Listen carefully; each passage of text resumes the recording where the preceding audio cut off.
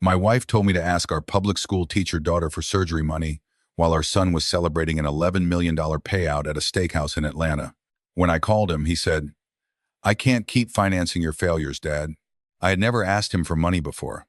I only needed $4,800 to get a tumor removed from my lung before it spread. My daughter sold the only car she owned before I could finish asking her. She took a high-interest loan for the remaining balance and began riding 2 buses to school every morning. My wife never visited the hospital. My son never asked whether I survived the operation. 3 weeks later, while I was recovering on my daughter's pull-out couch, a certified letter arrived concerning the 48 acres of contaminated land that had destroyed my business and turned me into the family embarrassment. A development company wanted to buy it for $18 million. By Thanksgiving, my wife and son had discovered the sale, invited 30 relatives to witness what they called a family reconciliation, and presented me with a plan for dividing money they believed forgiveness entitled them to receive. That was when I placed my daughter's old bus schedule beside the turkey, looked at every person who had laughed when my son called me dead weight, and asked one question. Which one of you was there when staying alive cost $4,800? My name is Raymond Mercer, though everyone who still knows me well calls me Ray. I was 59 years old when this happened, living in a faded 3-bedroom ranch house outside Macon, Georgia, and working 6 nights a week as a maintenance supervisor at a distribution center off Interstate 16. The house had chipped paint on the porch columns, an air conditioner that sounded like a lawnmower swallowing gravel, and a gutter over the garage I had promised to repair for 3 straight summers. It was not the life my wife, Denise, believed she had married into. For a long time, it was not the life I believed I had built either. 11 years earlier, I had owned a small but successful site development company called Mercer Landworks. We prepared commercial lots, installed drainage systems, cleared neglected properties, and helped builders turn raw acreage into subdivisions, medical offices, and retail centers. I was not rich, but I had 23 employees, reliable contracts, a nice house in a golf course community, 2 trucks with my name painted on the doors, and enough confidence to believe hard work would always produce a path forward. Denise loved those years. She loved our holiday parties, the church photographs beside new cars, the annual beach rental, and the fact that people asked her what project I was working on next. She liked introducing me as my husband, the developer, even though I usually corrected her because development involved more money and risk than the work I actually did. Our son, Blake, was 21 then. Our daughter, Hannah, was 17. Blake had inherited Denise's instinct for rooms. He knew how to enter one, identify who mattered, and become memorable before appetizers arrived. Teachers called him charismatic. Coaches called him a leader. Denise called him gifted. I called him my son and spent years believing that meant I should keep financing each new version of his potential. Hannah was different. She watched before speaking. She kept promises adults forgot making. She could sit beside a frightened child for an hour without needing praise for it. When she was 10, a new girl arrived at school, unable to speak much English. Hannah spent recess labeling classroom objects with pictures so the girl would feel less lost. When Blake made the varsity baseball team, Denise threw a cookout for 40 people. When Hannah won a statewide reading competition, we took her to dinner after Blake's practice, because changing his schedule would have been unfair to the team. I noticed the imbalance, but explained it to myself using the same words parents use when they do not want to confront what they are creating. Blake needed more attention. Hannah was self-sufficient. Blake's achievements were public. Hannah did not like fuss. Blake became difficult when disappointed. Hannah understood. Every explanation sounded reasonable until they accumulated into a childhood where one child received celebration and the other received compliments for surviving without it. My land investment began as the smartest decision I had ever made. 48 acres sat south of Macon near a state highway interchange transportation planners had been discussing for years. The parcel was overgrown, poorly drained, and surrounded by properties nobody respected yet. I saw logistics warehouses, medical distribution centers, hotels, and retail following the highway expansion. I invested almost everything we had. I also borrowed against company equipment and used part of our home equity because I believed the expansion would begin within 3 years. Engineers had maps, county officials had timelines, brokers had projections. Denise bragged about the purchase at church before I'd even signed the final papers. Ray sees value before everybody else, she told people. That's his gift. 6 months later, workers drilling near the rear property line found chemical contamination in the groundwater. An abandoned textile processing facility on an adjacent parcel had leaked industrial solvents decades earlier. Nobody knew how far the contamination extended, who would ultimately pay, or how long cleanup would take. The state restricted development across several connected parcels, including mine. My 48 acres became unusable overnight. I could not sell it, could not build, could not refinance. I could only pay taxes, environmental assessments, loan interest, and legal expenses, while agencies, former owners, insurers, and neighboring companies argued about responsibility. The highway expansion slowed. My lenders became nervous. 2 major clients left. My business partner walked away after transferring several customers into a new company with his brother. Within 18 months, Mercer Landworks collapsed. I sold the trucks, laid off employees I had known for years, and watched men avoid my eyes as they carried toolboxes from the yard. We sold the golf course house before the bank could. We moved into the ranch house Denise's aunt had left her. Blake was in college. Hannah had just started applying. The first thing Denise asked after I explained the final numbers was not whether I was all right. She asked, "How could you risk everything without protecting us?" The question was fair. The way she continued asking it for 11 years was not. I had made the investment. I had believed the reports. I had signed the loans. I accepted responsibility. What I did not expect was that failure would become my permanent identity inside my own home. Before the land problem, every calculated risk had been vision. Afterward, every ordinary choice became evidence I was reckless. If the truck needed repairs, Denise said, "Here we go again." If I bought better work boots, she asked whether we could afford another one of my decisions. If I suggested replacing the air conditioner, she said, "Maybe when you recover what you lost." Recover what you lost became a moral sentence, not a financial goal. I took a night job at a regional distribution center, maintaining conveyor belts, loading equipment, cooling systems, and warehouse machinery. I worked from 4 in the afternoon until 2 in the morning, often 6 days a week. The job paid less than my old business but included health insurance and overtime. I came home smelling like dust, oil, diesel exhaust, and cardboard. Denise stopped introducing me by profession. At church functions, she said, "Ray used to own a company. Used to became the most important part." Blake was furious about the collapse because his junior year of college changed. We could no longer cover his apartment, spring break trips, club dues, and business school networking events. I paid his tuition that year by cashing out the last of a retirement account, but he focused on the things I could not preserve. "You promised I wouldn't graduate with debt," he said. "You won't. That's not the point." "Then what is?" "Everybody I know is moving forward, and I'm suddenly explaining why my dad blew up the family business." I stared at him. "You are explaining that?" People ask. Tell them the truth. The truth is you gambled.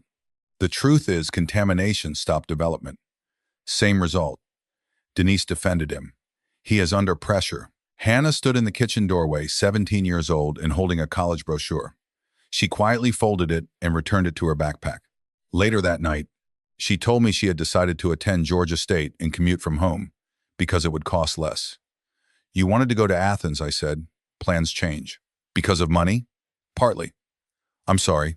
She shrugged and smiled in the way people smile when they are trying to make your guilt easier to carry. "I'll be okay." That phrase should have frightened me. Instead, I let it comfort me. Blake graduated without student debt because I worked overtime, and Denise used savings inherited from her mother. He accepted a job in financial technology in Atlanta. Within 5 years, he became vice president of enterprise sales at a software company handling payment systems for large medical groups. He was talented. I will never pretend otherwise. He could read a room, understand fear, and turn that fear into a contract. His annual compensation climbed rapidly. Denise's pride climbed with it. Every promotion became a family event.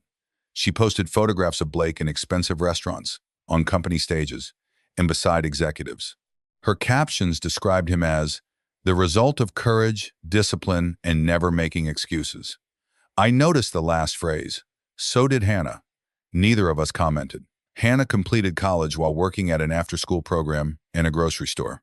She became a 4th-grade teacher in a public school outside Warner Robins.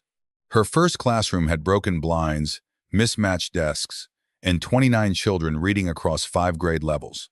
She spent hundreds of dollars from her own salary on books, snacks, pencils, and quiet headphones for students overwhelmed by noise. Denise told relatives, "Hannah loves children." She never mentioned that Hannah was selected as her school's Teacher of the Year at 26. When Hannah invited us to the ceremony, Denise initially said yes, then canceled because Blake's company was hosting a client dinner where spouses and parents were welcome. "This could be important for him," she said. "The award already happened. The dinner is when they present it. She knows we're proud." "Does she?" Denise frowned. "Do not create problems between me and my daughter." She attended Blake's dinner. I went to Hannah's ceremony alone, arriving directly from the warehouse in a clean shirt over work pants because my shift ended late.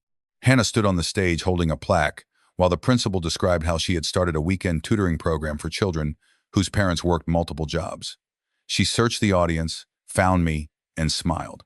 Afterward, she asked where her mother was. I told her the truth. "Blake had a work dinner." Hannah looked down. "Of course. I'm sorry. You came." She hugged me. Again, she made the smaller amount feel sufficient. Denise and I became strangers sharing bills. We were not constantly fighting. Constant fighting would have required engagement. We moved around each other. She managed the house and church schedule. I worked nights. She watched television in the bedroom. I drank coffee at the kitchen table before leaving for work.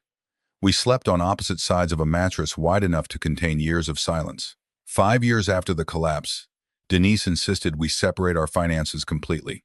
She said she was afraid the contaminated land would eventually create additional liability. Blake had introduced her to an attorney through one of his clients.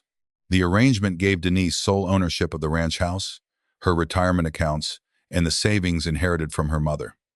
I retained the land, its debt, and any future obligations attached to it. I remember sitting across from her at our kitchen table, while Blake explained why the arrangement was responsible. "This protects Mom if the state comes after more money," he said.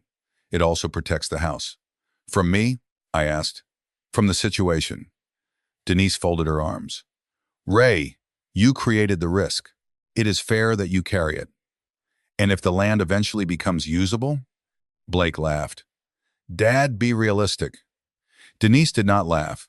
She looked tired. "We have lost enough waiting for that land to become something." I signed. Not because I understood every future consequence. Because after years of being described as the danger inside my own family, I wanted them to feel safe enough to stop flinching whenever an envelope arrived. The arrangement did not improve our marriage. It simply formalized the emotional separation already living in it. Denise had the house, I had the land, and whatever remained of my pride. Blake approved. Hannah did not know until months later. When I told her, she asked, "What happens if the property recovers?" I said, "It probably won't." She looked at me. "That wasn't my question." "It stays mine." "Does Mom understand?" "Yes." "Does Blake?" "He helped arrange it." Hannah shook her head. "He always thinks risk belongs to whoever loses, and reward belongs to whoever is standing nearby when it arrives." I laughed. "That sounds like something a teacher says before assigning homework." "It sounds like somebody who knows her brother." The years continued. Environmental reports arrived every 6 months. Cleanup expanded, paused, restarted, and entered another review. I kept paying property taxes because abandoning the parcel would have created different problems. The distribution center job slowly promoted me into maintenance supervision. I trained younger technicians, organized preventive repairs, and became the person managers called when machines stopped at midnight. The work was honest. I stopped apologizing for it, though Denise never stopped comparing it to what I used to do. Blake's career accelerated. At 32, his company was acquired by a national payment network. His stock options, retention bonus, and sales incentives placed more than $11 million under his control. Denise learned before I did. I was sitting at the kitchen table on a Tuesday evening in August, drinking coffee before my shift and sorting unopened mail. The power bill was overdue because Denise believed household costs remained my responsibility, even though the house was legally hers. She had placed the envelope directly on my plate. Her phone rang. Blake's name appeared. Her face changed before she answered. I had not seen her smile at me that way in years. "My brilliant boy," she sang. She turned her body away as I asked to say hello. 11 million? Blake, that is unbelievable. I knew it. I told everybody you were building something enormous. You inherited your grandfather's business instinct. No, not your father's side. My father never lost an investment in his life. She laughed. I stared at my coffee. I could have interrupted, could have reminded her that her father had run one small insurance office for 30 years and refused every investment risk offered to him. Instead, I listened as she praised our son for escaping all the limitations he grew up around. When she ended the call, the smile disappeared. She pushed the power bill toward me. Handle this before they send another notice. How is Blake? Thriving. Good. He said the payout should put him above 11 million after taxes. That's remarkable. It is what discipline looks like. I looked at her. What is that supposed to mean? Nothing. You never say nothing without aiming it. She sighed. I am tired, Ray. So am I. Then fix the bill. I went to work with a cough I had been ignoring for almost a month. At first, I blamed warehouse dust, then humidity, then an old infection. Hannah came by 2 evenings later with chicken and rice in a foil pan. She still had her school identification clipped to her cardigan, and purple marker stained the side of her hand. She placed the food in the refrigerator, listened to me cough twice, and said, "You're seeing Dr. Patel. I have work. You have lungs. Debatable. Thursday at 9. I already called. You called my doctor?" I called the office and asked when they could see a stubborn 59-year-old man who believes denial counts as medicine. Did they diagnose me over the phone? They diagnosed you as related to me. Denise entered the kitchen. What is going on? Dad needs a doctor. Denise looked at me. Is the insurance active? Not are you okay, not how long have you been sick. Insurance, yes. Then go. She returned to the bedroom. Hannah watched her leave. Has she asked about the cough? She hears it. That is not what I asked. Do not start. You always say that right before protecting somebody who is not protecting you. I changed the subject. Dr. Patel ordered imaging. Imaging led to a specialist. The specialist, Dr. Lennox, sat across from me 3 days later and explained that I had a tumor in the upper lobe of my right lung. It appeared operable. It had not obviously spread. The sooner they removed it, the better. I nodded as though he were describing a failed bearing in a conveyor motor. When? Within the next few weeks. Recovery? Several weeks, depending on the procedure and pathology. Then billing entered.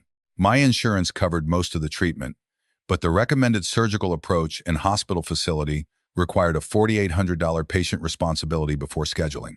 I had $700 available. My credit remained damaged by the land debt in years of late payments. The hospital offered a financing application, but approval required a stronger credit profile than mine. I sat in my truck beneath the parking garage and calculated, sell the truck, borrow against future wages, ask the union emergency fund, though I was management and not technically eligible, delay, choose a different procedure, hope. Every calculation ended with the same number. $4,800 stood between me and the operating room. I called Blake after waiting 2 days. Pride is useful until the body reminds you pride cannot remove a tumor. He answered from an Atlanta steakhouse. Glasses clinked. Music played. Somebody shouted his name. Dad, can this wait? We're celebrating. I need 5 minutes. Make it quick, I told him. Tumor. Surgery. Good chance if done soon. Insurance gap.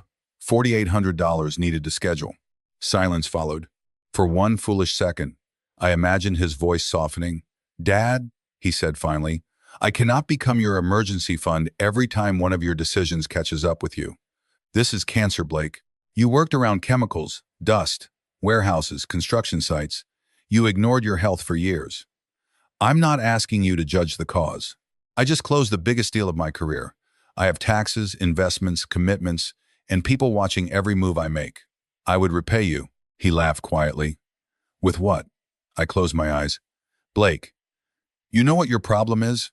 You still think being my father creates a claim on whatever I build. The words felt rehearsed. Perhaps Denise had used a version of them. I paid for your college. And reminded me every time things got hard. You gave me a front row seat to what happens when a man confuses risk with intelligence. I spent 10 years making sure I would never live like you.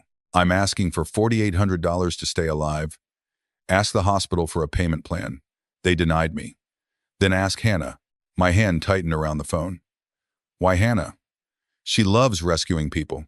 It is basically her entire personality. Laughter sounded behind him. Someone called for a toast. Blake lowered his voice. I cannot keep carrying your dead weight, Dad. I have a reputation now. He ended the call. I stared at the parking garage wall until the concrete blurred. Blake had never carried me, not once. Yet in his story, my failure had been sitting on his shoulders for 11 years. I called Denise because some part of me still believed a mother would hear the word cancer and remember the man she had once loved. What happened? She asked. I told her. Did you ask Blake? Yes. Ray. Her tone sharpened immediately. This is the most important week of his career. I did not choose the timing. You always say that. Say what?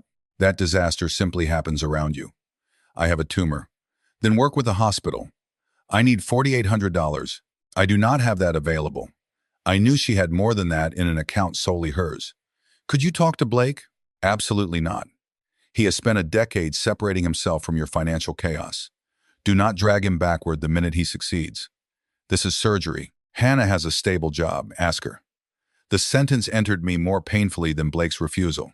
You want our daughter, who earns $45,000 teaching children, to cover what our multi-millionaire son refuses? Do not make this into sibling competition. You made it that years ago. She hung up. I did not call Hannah.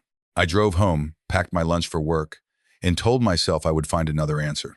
2 days later, she asked me to meet at a diner near her school. I planned to pretend everything was fine. Hannah watched me lower myself into the booth carefully and said, Tell me now. What? Whatever you are hiding. Nothing. Dad, you did not touch the coffee, and you are breathing like every rib has an opinion.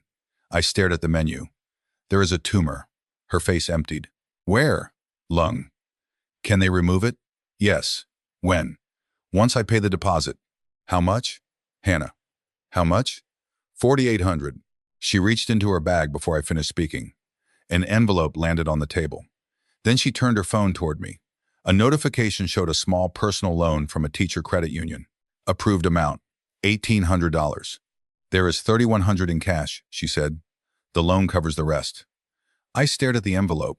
Where did you get $3,100? I sold my car. The diner disappeared around me. No. Already done. Hannah, you drive 40 minutes to school. I worked out a bus and carpool schedule. You cannot sell your car for me. Cars can be replaced. She reached across the table and took my hand. You cannot. Your brother? I know. Your mother told me to ask you. Her eyes filled, but her grip remained steady. Of course she did. I will not take this. Then I will walk into the hospital and pay it directly. The loan interest, Dad.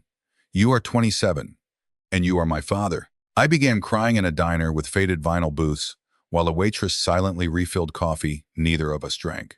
Hannah moved beside me, wrapped both arms around my shoulders, and said, You are not a burden because you got sick. I did not know until that moment how deeply my wife and son had taught me otherwise. The surgery lasted almost 7 hours. Hannah arrived before dawn, wearing the same sweater she had worn to school the day before because she had stayed late, preparing substitute plans. Denise did not come. She texted, Let me know the outcome. Blake sent nothing. Hannah sat beside my bed in preoperative holding and made jokes about the hospital socks. When fear became too large for humor, she placed her hand over mine and said, I am here when you wake up. Doctor? Lennox removed the tumor with clean margins. Pathology later showed an early-stage cancer with a good prognosis. I woke with tubes, pain, and Hannah asleep in a chair with her head resting against the wall. The first thing I thought was that my daughter had purchased the chance for me to see her again. Not Blake's $11 million, not Denise's protected savings, a used Honda Accord and an $1,800 loan at an interest rate that should have embarrassed the lender. Hannah took me to her apartment after discharge because Denise said the ranch house stairs and her work schedule would make recovery impractical. The ranch house had no stairs. Her schedule consisted of 3 mornings a week at church. I did not argue. Hannah's apartment had 1 bedroom, a pull-out sofa, and an upstairs neighbor who watched game shows loudly enough for us to learn answers through the ceiling. A printed bus schedule hung on the refrigerator under a magnet shaped like a red apple. Her route required leaving at 6:20 in the morning, transferring downtown, and walking 14 minutes from the final stop to school. She never complained. She came home with dry erase marker on her fingers, checked my incision, warmed soup, reviewed student assignments, and fell asleep at the kitchen table more than once. Every morning, I watched her leave before sunrise while my son's social media photographs showed champagne bottles, a new penthouse overlooking Atlanta, and a leased European sports car captioned, 11 years of work, no shortcuts. Denise commented, "This is what refusing to be defined by other people's mistakes looks like." I took a screenshot, then hated myself for taking it. Hannah saw. "Stop reading them. I want to know what they say." "Why?" "Because maybe one day they will say something different." "Dad, hope is not supposed to require daily self-harm." She deleted the applications from my phone. 16 days after surgery, a mail carrier knocked at Hannah's door with 2 certified letters. One came from the Georgia Department of Environmental Protection. The other came from a development group called Southern Meridian Partners. I almost left both unopened. For 11 years, letters about the land had contained delays, assessments, restrictions, and new expenses. I opened the state letter first. The cleanup had been completed. Groundwater monitoring showed acceptable levels. Development restrictions were lifted. The parcel was released. I read the page repeatedly until the words stopped moving. Then I opened the second letter. Southern Meridian was assembling land near the expanded interstate interchange for a medical supply and data services campus. My parcel connected 2 larger tracts they had already placed under agreement. They offered $18 million, cash, subject to a short review and standard closing. 11 years earlier, I had predicted the interchange would transform the area. I had been right about the location and catastrophically wrong about the timing. For more than a decade, that difference had defined me as a failure. Now the land sat at the center of everything I had originally seen.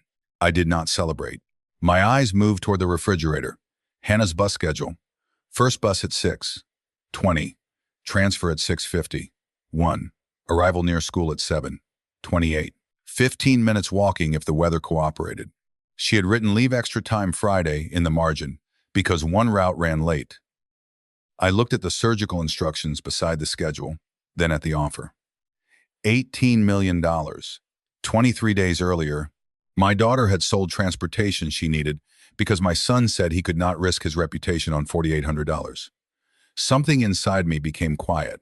Not cold exactly, clear. I called my former accountant and business advisor, Martin Delgado. Martin had remained kind after the company collapse when other professionals stopped returning calls. I told him about the release and offer. He drove to Hannah's apartment that afternoon. We reviewed taxes, old debt, property obligations, and the documents Denise had insisted on years earlier. The land belonged solely to me. The eventual proceeds would also remain mine. Martin asked, "Does Denise know?" "No." "Blake?" "No." "Hannah?" "She is teaching." "What do you want to do?" I looked at the bus schedule. First, repay everything Hannah spent. Reasonable. Then buy her another car. Also reasonable.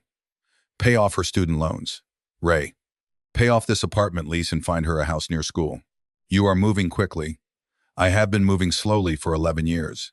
He sat back. What about yourself? Good question. I had spent so long measuring my life by what the family needed that wealth immediately became another distribution problem. Enough for health care, a modest home, and retirement. And the remaining money? A trust for Hannah and a foundation for the tutoring program she has been trying to build. Martin studied me. All of it? After taxes, debts, and what I retained for my life. Nothing for Blake? He already has 11 million. That is not what I asked. No. Denise? I stared at the letter. She chose separation when the property was poison. She does not get to call it family when it becomes medicine. Are you doing this from anger? Partly. Then wait. How long? Until the anger is no longer making every decision. I hated the advice. I followed it. For 10 days, I said nothing. I walked farther each morning. I listened to Hannah discuss students, lesson plans, and the tutoring nonprofit she dreamed of creating in an old storefront near school.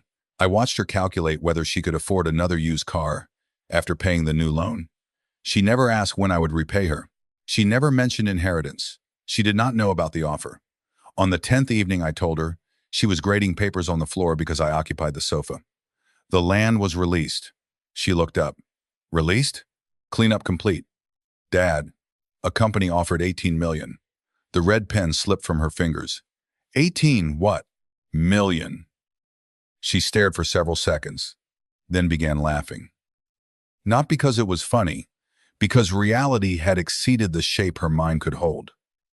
Are you serious? Yes. She crawled across the floor and hugged me carefully. You were right. Those were her first words. Not, what do I get? Not, does mom know? You saw what that land could become? I cried into her hair. I was right too early. Still right. I destroyed our finances. The contamination did. I took the risk. Yes. She pulled back. Both things can be true. I told her my plans. She immediately refused. No. No what? You are not giving me everything. I am not. Most of it. Yes. Dad, you sold your car. That does not cost 15 million. It was not the car. Then what? You never once made me feel ashamed for needing help. You did not ask whether saving me was financially strategic. You did not tell me my illness threatened your image. You showed up before knowing whether I would ever repay you. That is what family does. Exactly. She began crying. What about Blake? What about him? He will say I manipulated you. Did you? No.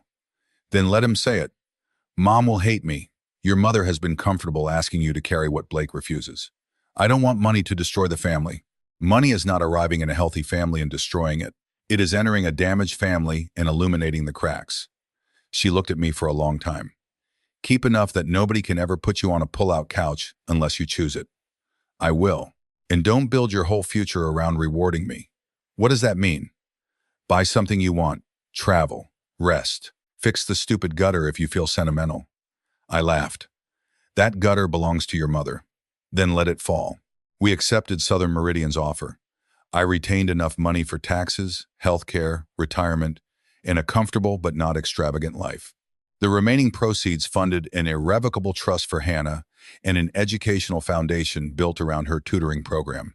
The foundation would serve children in underfunded schools, pay teachers for weekend instruction, provide transportation, and offer meals during sessions.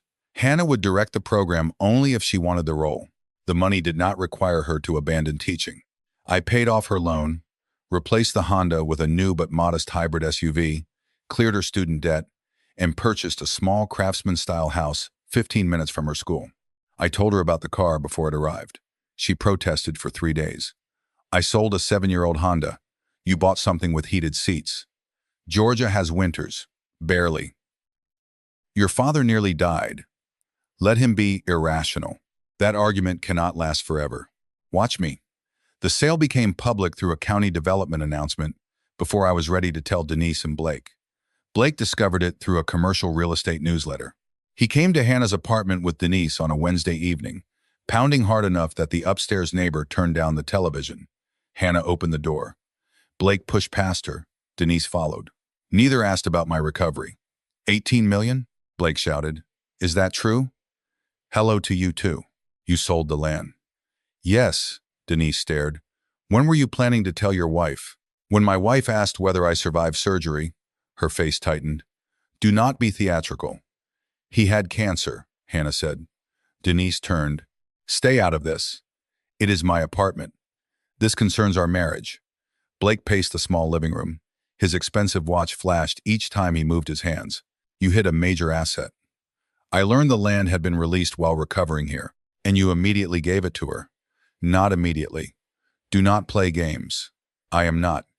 You knew it would recover. No. You made us live like we were broke while sitting on $18 million. I laughed once. I was not sitting on money. I was paying taxes on restricted land while working nights. You always need to be the victim. I needed $4,800 for surgery. Here we go. Yes, here we go. His face hardened. You called me during the biggest week of my career and expected me to drop everything because you refused to plan. How should I have planned the tumor? Insurance, savings, health choices, anything. Hannah stepped between us. He asked you once. Blake pointed at her. Of course you defend him. He bought you a house. She went pale. I defended him before the money existed. You sold a cheap car and now you get millions. Congratulations. Get out, I said. Not until we resolve this. Denise folded her arms. Ray, regardless of what happened between us, that money belongs to the family. You signed away every interest in that property when it carried debt. Because you frightened me. I agreed because you wanted protection. A marriage agreement does not erase 31 years. No. Your behavior did most of that. She began crying. You are punishing me for being afraid. No. I am refusing to reward you for treating fear as permission to abandon me. Blake said Denise would challenge everything. He mentioned lawyers, frozen accounts, and financial misconduct, with the confidence of a man who believed legal vocabulary could restore authority. I placed the old financial separation document on Hannah's kitchen table. Your advisor helped create this. He looked down. Recognition reached him before comprehension. Mom protected the house in her retirement. I accepted the land, debt, taxes, risks, and every future outcome attached to it. That does not mean, it means you were very thorough when the property was worthless. Denise read the page, hands trembling. I did not understand it could become this. Neither did I. Then we should renegotiate. Why? She stared. Because we are married. Were we married when I woke from surgery? I was overwhelmed. Were we married when you told me to ask Hannah? She had a job. So did Blake. Blake slammed his hand against the table. Stop comparing us. You are right. There is no comparison. Hannah had almost nothing and gave what she had. You had almost everything and called me dead weight. Silence filled the apartment. I took the bus schedule from the refrigerator and placed it beside the papers. This was her commute after she sold her car. Blake rolled his eyes.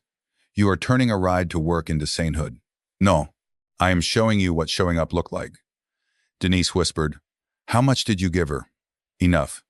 How much? The trust and educational foundation hold most of the remaining proceeds. Blake stared. Most? Yes. You gave a fourth-grade teacher more than $10 million?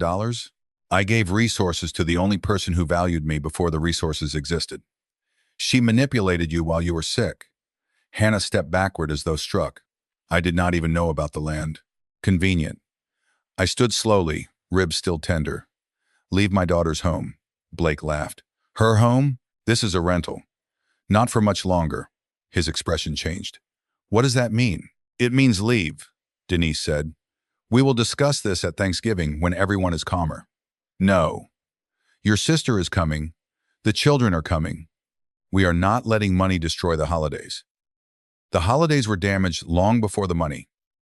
Thanksgiving, she repeated. One family conversation. No lawyers, no shouting. Give me that after 31 years. I should have refused. Instead, I agreed because part of me wanted witnesses. That was pride, not wisdom. I own it. Denise organized Thanksgiving at the ranch house. She invited 30 relatives, including people we had not seen in years. Her sister Paula, Blake and his wife, Madison, their 2 children, Hannah, several cousins, church friends who had heard carefully edited versions of my business collapse. Denise framed the gathering as reconciliation. She posted an old family photograph online with the caption, No amount of money can replace the people who stood through the hard years. I was standing at the edge of the picture. Hannah was missing because she had taken it. Blake commented, Truth always surfaces. The morning of Thanksgiving, Denise sent a seating chart. Blake sat beside her at the center of the dining table. Hannah and I were assigned folding chairs near the doorway between the dining room and kitchen. This is deliberate, Hannah said. Probably. We can leave. We can. Are we going? I looked at Grandma. No. I had no grandmother central to this version. I looked at the bus schedule I had folded into my jacket pocket and thought about every family dinner where Hannah had been placed wherever space remained. Yes. Why? Because I want to say no once without anyone later claiming they did not hear it. The ranch house looked cleaner than it had in years. Denise had repaired the porch gutter after I moved temporarily into Hannah's new house. Apparently, neglect became unacceptable once visitors were expected. Inside, candles burned. Family photographs covered the walls. Blake's college graduation. Blake accepting an award. Blake's wedding. Blake holding his first child. Hannah appeared in 2 group photographs and 1 school portrait Denise had never framed until that week. On the mantel sat a new collage labeled Through Every Season. One photograph showed me standing beside the contaminated property during better years. Another showed Denise alone in front of the ranch house after our financial separation. No hospital, no Hannah at the diner, no bus stop. Families curate history through what they decide deserves a frame. Dinner began with strained politeness. Blake described investment opportunities. Relatives congratulated him on the company payout. Denise said, "He has always known how to turn pressure into success." Someone asked about my recovery. Before I answered, Denise said, "Ray is doing much better. We all went through a scare." We all. Hannah looked at me. I shook my head slightly. After turkey and before dessert, Denise tapped her glass. "There is something our immediate family needs to resolve, and I believe truth should happen in front of the people who love us." Blake's wife distributed folders. My chest tightened. "What is this?" I asked. Denise smiled sadly, performing pain for the room. "A family restoration plan. The first page divided the land proceeds into proposed categories. 3 million for Denise, in recognition of 31 years of marriage and shared hardship. 5 million for Blake to establish an investment company that would grow the Mercer family legacy. 2 million for Hannah, described as housing, educational support, and recognition for helping during my surgery. 1 million for extended family gifts and charitable contributions. The remainder for my health care and retirement. You created a budget for money already allocated," I said. Blake leaned forward. "The trust can be changed." "No, everything can be changed with the right professionals." "No," Denise said. "We are not demanding. We are trying to be fair." "Fair according to whom?" "According to history." Hannah opened the folder and closed it immediately. "Why does Blake get more than twice what I get?" Denise looked relieved, as though sibling competition would move the conversation away from her. "Because Blake knows how to manage and grow substantial assets." Hannah laughed quietly. "I thought this was not about comparing us."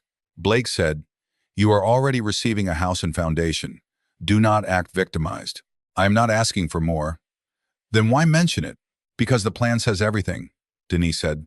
"Blake has children and broader responsibilities." There it was. Marriage and children as proof of greater legitimacy. "Hannah has responsibilities," I said. "Teaching is not the same as supporting a family." Hannah looked down. I felt old rage arrive in a familiar shape.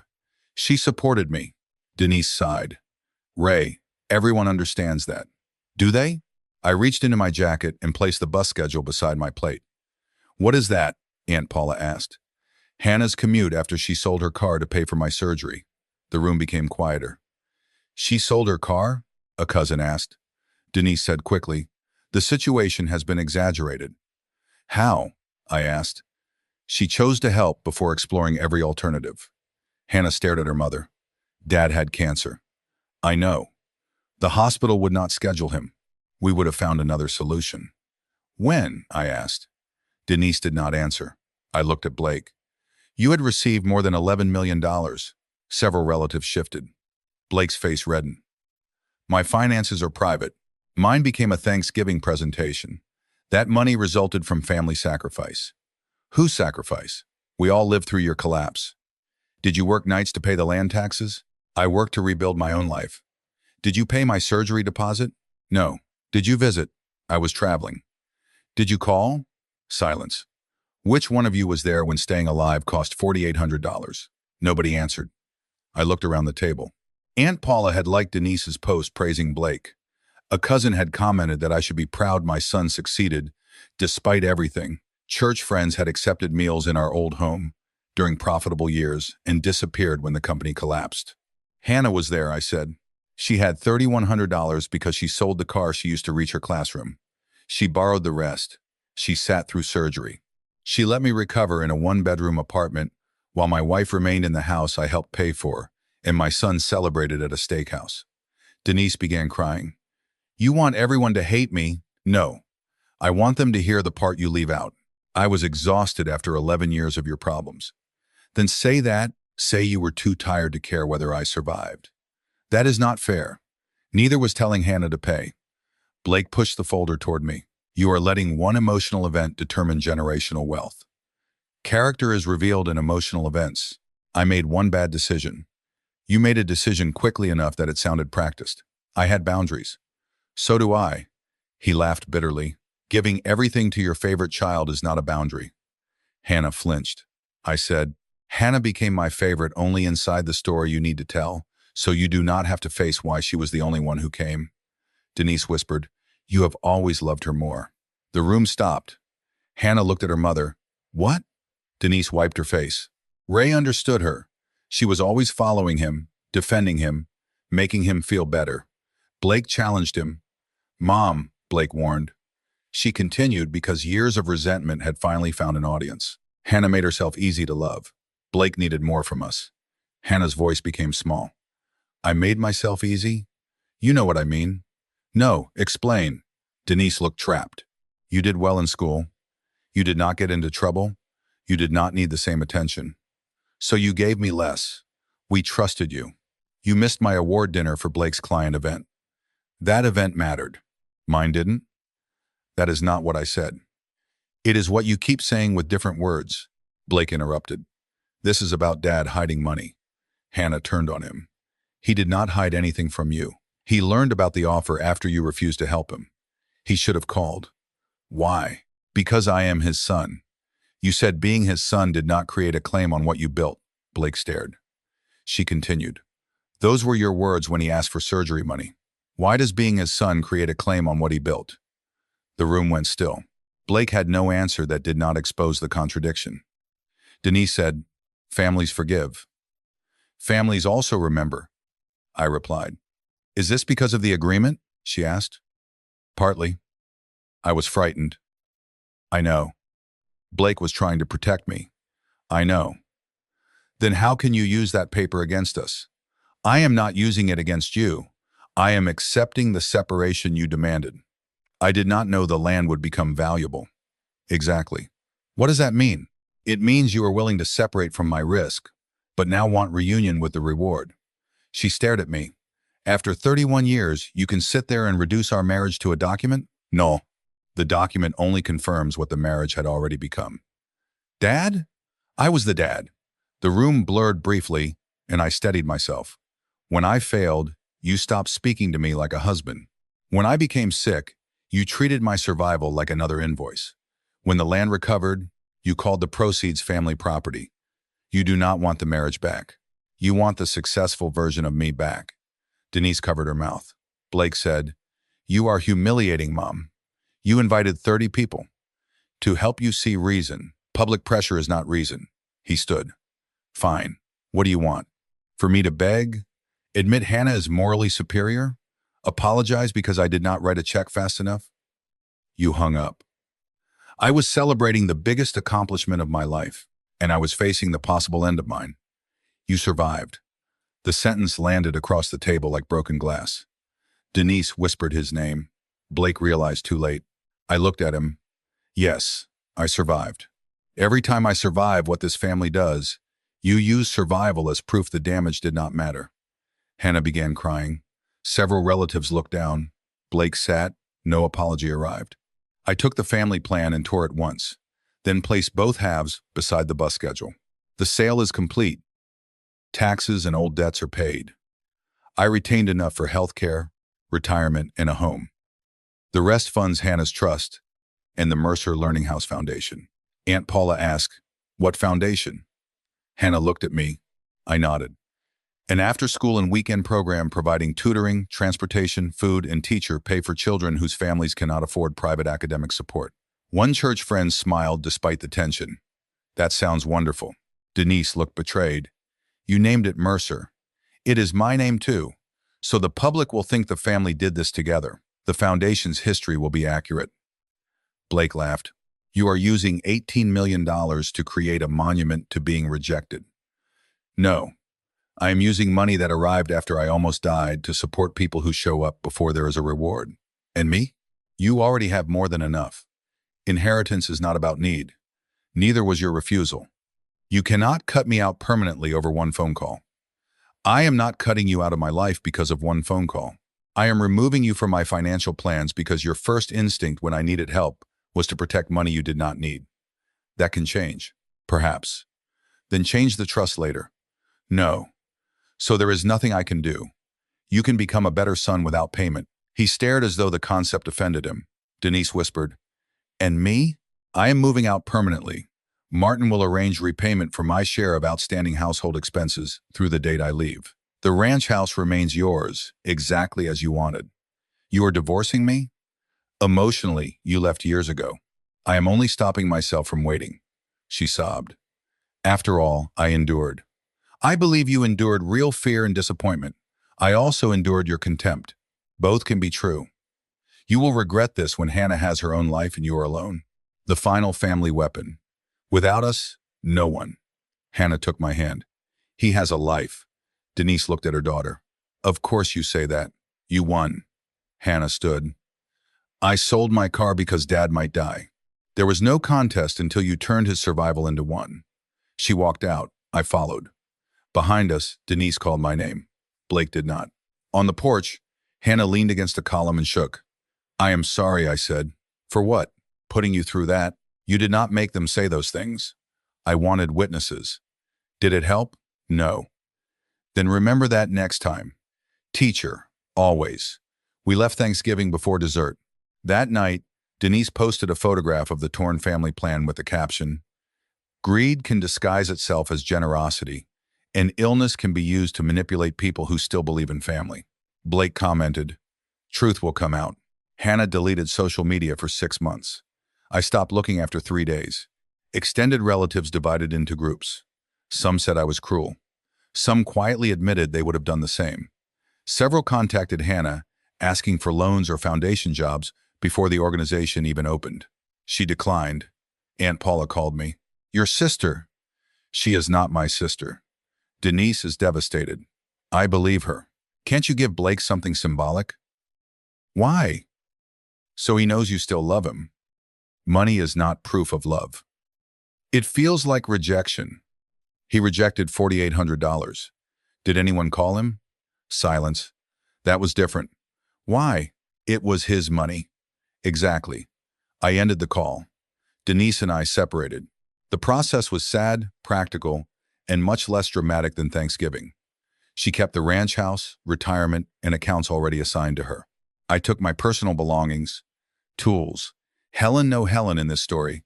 I took photographs of our children, my mother's old toolbox, and enough clothing to fill one truck. Hannah offered me a room in her new house. I declined. Your guest room should remain available to people you invite, not become Dad's permanent recovery ward. You can stay until you find something. 2 weeks, 4, 3, deal. I purchased a modest one-story home near hers with a screened porch and a small detached garage where I could repair furniture. Not a mansion, not a statement. A home where every room belonged to my living years rather than another person's projected inheritance. I replaced the air conditioner before moving in. That felt extravagant. I also repaired the gutter myself because some habits survive wealth. Hannah's foundation opened 18 months later in a renovated community center near her school. She refused to leave the classroom entirely, so she taught 4 days a week and served as foundation director part-time. The program paid teachers fairly, provided evening transportation, served dinner, and offered family literacy classes. On opening day, a reporter asked why the foundation existed. Hannah looked toward me, then answered, because help should not depend on how profitable someone's future appears. She never mentioned Blake. She did not turn our pain into marketing. That restraint made me prouder than any plaque. Blake's first apology arrived 4 months after Thanksgiving. I am sorry the phone call became a bigger issue than it needed to be. I did not respond. His second arrived after Denise's pastor encouraged reconciliation. I am sorry you felt abandoned during your health scare. I replied, I did not feel abandoned. I was abandoned. He accused me of refusing peace. We went no contact for almost a year. During that year, his $11 million remained real. He did not collapse financially. That mattered. I did not want a story where the rich son lost everything so the poor daughter could rise. His career continued. His penthouse remained. He bought another car. He had every material resource needed to live comfortably. What he lost was access to the father who had spent decades making his comfort possible. Whether that mattered to him was initially unclear. Denise's relationship with Hannah deteriorated further. She sent birthday messages saying, I hope one day you understand what money has done to you. Hannah returned gifts and stopped responding. Denise told relatives Hannah had chosen wealth over her mother. Dad? I was still Dad, but the word had changed inside me.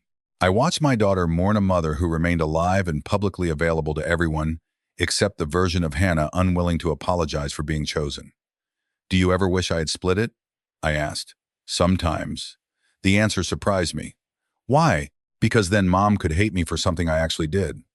You did not control my decision. I know. But she thinks I did. Does her belief change the truth? No. Then, Hannah looked toward the foundation's tutoring room, where two teachers were arranging books. I spent my whole life thinking, if I behaved perfectly enough, Mom would eventually see me. Now I know she saw me.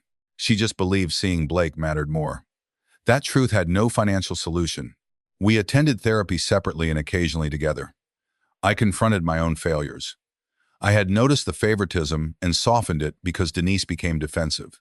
I had financed Blake's confidence and praised Hannah's independence. When Hannah chose a cheaper college, I called her mature instead of asking what dream she was sacrificing. When Denise missed her award dinner, I attended, but did not challenge the pattern afterward. You were there, Hannah said. That mattered. It should not have been exceptional.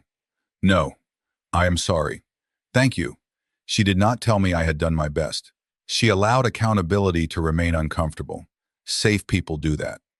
2 years after Thanksgiving, Blake wrote a different letter. Handwritten. 4 pages. No discussion of money until the final paragraph. When you called about surgery, I was sitting with executives who knew I had grown up after financial collapse.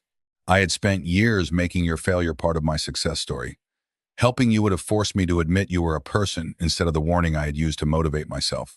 I refused because I was angry, but I also refused because showing compassion would have damaged the identity I'd built. I read that sentence repeatedly. When Hannah sold her car, I called her dramatic because her choice exposed mine.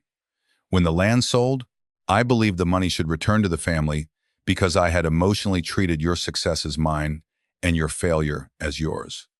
I see the hypocrisy. I do not expect inheritance. I am sorry I made you ask whether staying alive was worth inconveniencing me. No request followed. I waited 3 months before answering. Thank you for naming what happened. I am not ready for closeness. He replied, understood.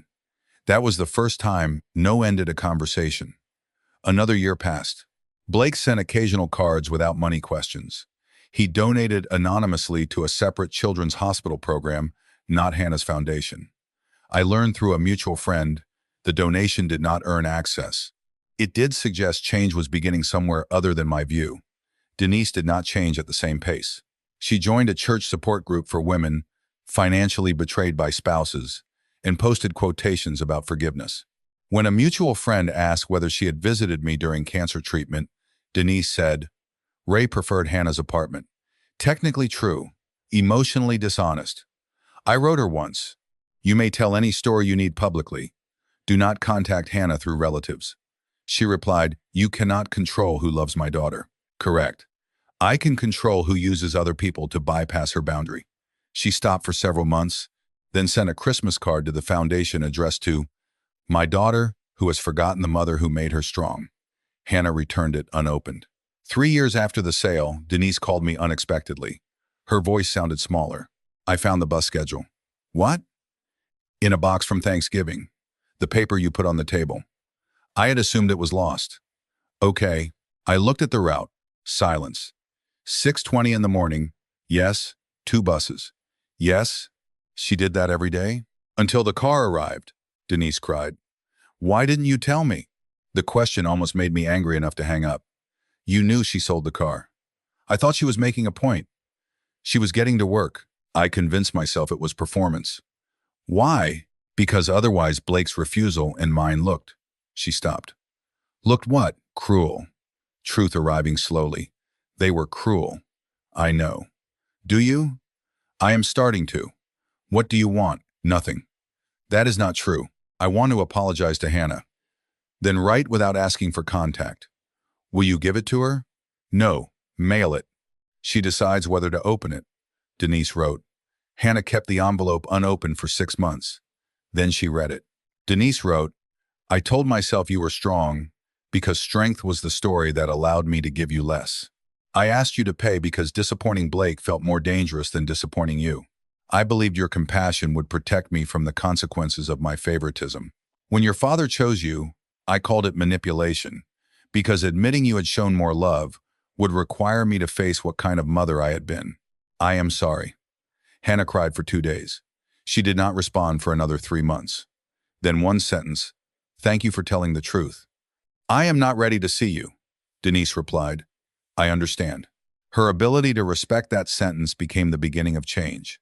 She stopped public posts, left the support group when leaders encouraged her to frame herself exclusively as the victim, began therapy, sold the ranch house voluntarily 2 years later because maintaining it alone was difficult. She did not ask me for money. She purchased a smaller condominium with her equity and retirement. When she moved, she found Hannah's childhood certificates in a box, including the statewide reading award we had never framed. She mailed them to Hannah with a note. These should have been on the wall. No request.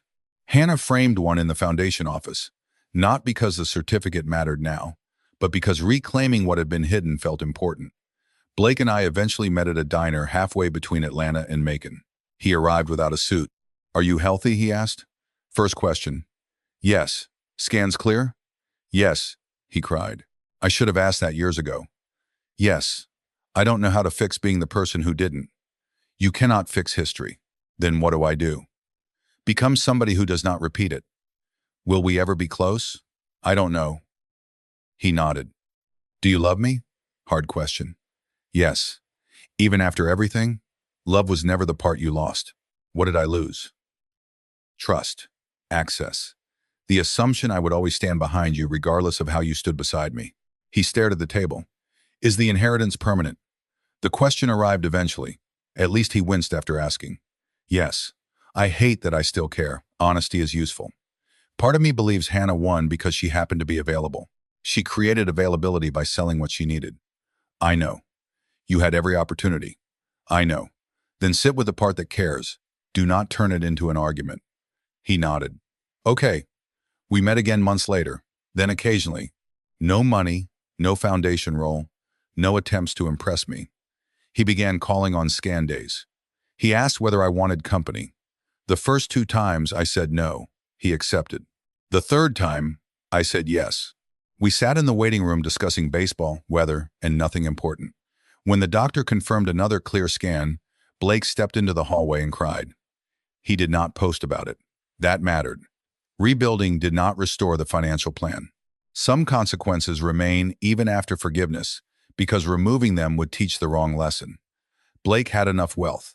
His children would never lack education or security. The trust was not punishment leaving him destitute. It was my decision about what the land's second life should accomplish.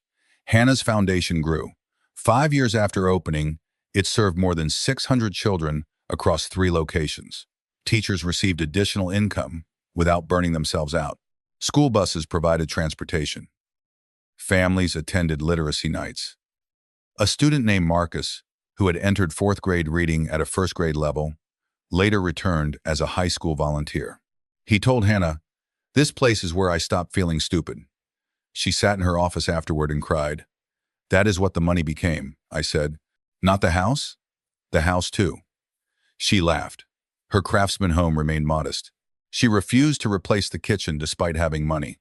"The cabinets work. You sound like me." Terrifying. She eventually married a school counselor named Daniel. They held the ceremony in the foundation courtyard. 90 people. Students made paper flowers. Denise was invited after years of consistent change. Blake attended. Neither gave speeches. Nobody turned the wedding into proof the family was healed. Healing is not a performance. Denise asked Hannah where she wanted her seated. Blake asked whether he could bring his children. Daniel asked me to walk Hannah halfway down the aisle. Then she walked the final stretch alone. "Why halfway?" I asked. "Because you showed up, but I still built the life." Fair. Before the ceremony, Denise entered the classroom where Hannah was getting ready. "You look beautiful." "Thank you." Denise held a small frame. Inside was a photograph from Hannah's Teacher of the Year ceremony. I was visible in the audience, work pants beneath a clean shirt. "I found this online," Denise said. "I should have been there." "Yes, I am sorry." "I know." Hannah accepted the photograph. No dramatic embrace. Later, they hugged privately. Their relationship became limited but real. Denise never again asked what she would inherit, receive, or recover. Blake married late, after a previous engagement ended during the years he was most focused on status. His wife, Julia, worked as a pediatric occupational therapist and knew nothing about the $18 million story when they met. The first time I visited their home, Blake introduced me to neighbors by saying, My dad can fix almost anything. No mention of old failure, land windfall, or foundation. I repaired a loose porch rail. He paid for materials. When I tried to refuse, he said, "Help is a gift. Materials are my responsibility." Growth sometimes sounds suspiciously like therapy. I am 66 now. My lung scans remain clear. I volunteer at the foundation twice a week, repairing furniture, organizing supplies, and reading with children who enjoy correcting my voices. My home has a screened porch where Hannah and Daniel visit on Sundays. Denise joins occasionally. Blake comes several times a year. We are not the family Denise once photographed, and I am grateful. That family looked complete because Hannah stood behind the camera. I paid the bills, Denise protected the image, and Blake occupied the center. The family we have now is smaller and more honest. People ask before arriving. Nobody assumes my resources are shared. Blake once requested a loan for a business opportunity, despite his own wealth being tied up in investments. I said no. He replied, "Understood. No presentation, no guilt." He financed it elsewhere. That simple exchange showed me more change than any apology. Denise once asked whether I might help with a larger condominium closer to Hannah. I said no. She became quiet, then said, "Thank you for answering clearly." She purchased what she could afford. Boundaries became ordinary rather than catastrophic. That was the deepest repair. I have thought often about whether giving most of the land proceeds to Hannah was fair. Equal distribution would have been simpler. It would have protected me from criticism. It also would have ignored the truth that equality after years of unequal sacrifice can preserve injustice rather than correct it. Blake did not need rescuing. He had $11 million and a powerful career. Denise had a paid house and retirement because the agreement she requested protected her. Hannah had a teacher's salary, student debt, no car, and a predatory loan because she had chosen my life over her own short-term security. The trust did not purchase her love. Her love existed before the trust. The money followed character rather than trying to manufacture it. I still retained enough for myself because Hannah insisted. That mattered too. Parents can turn gratitude into another form of self-erasure. I did not give until I was dependent on her. I built a life, health insurance, home, retirement, travel. I visited the Pacific Northwest, a place Denise and I once postponed every year. I bought a reliable truck, not a luxury one. I took a woodworking class despite already believing I knew everything. The instructor proved otherwise. I learned that a second chance should not become merely another opportunity to sacrifice. The land's recovery did not prove I had never made mistakes. I had risked too much. I had failed to diversify. I had exposed my family to real financial harm. An $18 million sale did not retroactively make every decision wise. That distinction saved me from turning vindication into arrogance. I apologized to Denise for the fear my business choices created. She apologized for using fear to justify contempt. Both truths could exist. I apologized to Blake for making him feel that my collapse threatened his identity. He accepted the apology without using it to excuse his refusal. I apologized to Hannah for praising her strength when I should have protected her from needing so much of it. She said, "I forgive you, but stop telling people I was always strong." Sometimes I was just scared quietly. I stopped. The family story changed. Not to Ray, the genius investor whose land finally paid off. Not to Hannah, the saintly daughter, rewarded with millions. Simpler. A father made a risky decision and lost almost everything. His family responded according to who they had become. One child used the failure as motivation to distance himself from shame. Another learned compassion by watching a man rebuild. A wife let disappointment harden into contempt. A sick body forced everyone to choose before reward was visible. Then the reward arrived and exposed those choices. Money did not reveal who deserved love. Everyone deserved love. It revealed who could be trusted with access. That is different. I love Blake. I do not regret leaving him out of the trust. I care about Denise. I do not regret ending the marriage we had before truth returned. I adore Hannah. I remind her that the foundation is not repayment for saving me. No amount can repay that moment, and reducing it to a transaction would dishonor it. She gave because she loved me. I gave because I wanted resources to follow the values she had already demonstrated. The bus schedule remains framed in my study. Hannah hates that. It looks like you framed public transportation. I framed evidence. Of what? That somebody was willing to be inconvenienced so I could live. Beside it is the hospital receipt showing the $4,800 deposit. Beside that is the foundation's first student thank you card. Dear Miss Mercer, thank you for not letting me quit reading. Those 3 papers tell the story better than a photograph of the $18 million closing ever could. One shows the cost. One shows who paid. One shows what the money became. At Thanksgiving last year, we gathered at Hannah and Daniel's house. Denise brought sweet potato casserole. Blake brought wine. Julia brought a salad nobody touched, because Thanksgiving is not built for salad. Children ran through the hallway. Before dinner, Hannah placed her phone on a shelf. Family picture. I instinctively stepped toward it. She pointed at the table. Timer. I can take it. No. My eyes close. We'll take 6, Blake laughed. He says that every time. Denise looked at me. You used to take all our photographs. Someone had to. Her face changed with recognition. Yes. She touched my arm. Not this one. We crowded together. The first photograph caught Daniel moving. The second showed one child crying. In the third, Blake looked away. The fourth was imperfect but honest. Hannah stood in the center because it was her house, and she had spent years standing outside other people's frames. I stood beside her. Blake stood on my other side. Denise stood near the edge by choice. Then Hannah pulled her closer. We did not post it publicly. No caption about overcoming betrayal. No announcement that money had reunited us. The photograph remained in the family group chat. A memory, not evidence. After dinner, Blake and I washed dishes. He handed me a plate. Do you ever wish you had split the money? Sometimes. He looked surprised. Why? It would have been easier, but not right? No. He nodded. I think part of me will always wish you had. I know. And part of me is glad you didn't. Why?